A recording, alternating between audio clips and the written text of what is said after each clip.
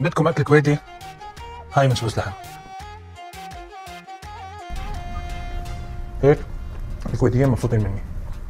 بنبلش بسلق اللحمة، وأول ما تطلع الرغوة بنشيلها وبنضيف المطيبات، بنضغطها 20 دقيقة، بعدين بنفتح بنضيف الملح وبنرجع بنضغطها 20 دقيقة. بهالوقت بنجهز الحشو، بصل من دون زيت مع رشة ملح، وبنضل نضيف مي شوي شوي حتى يدبل ويوصل لهاللون، والمقادير بتلاقوها تحت.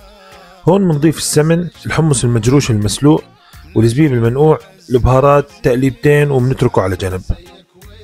بعدها اللحم بالصينية بندهنها منوع الزعفران ورشة هيل وعلى الفرن تتحمر. سمن وبننزل بالرز، بنقلب، بعدين بنضيف مية سلق اللحمة. أول ما يغلي وتطلع الفتحات بنضيف منوع الزعفران والحشو، وفوقها اللحمة بنكتمه وبنتركه على نار هادية 20 دقيقة.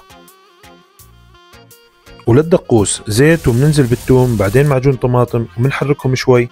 بنضيف بندورة معصورة مع شوية ملح وسكر، شوية فلفل أسود، وبنضيف مي. وأول ما يغلي بنحط أي نوع فلفل، بنغطيه وبنتركه 10 دقايق على نار هادية.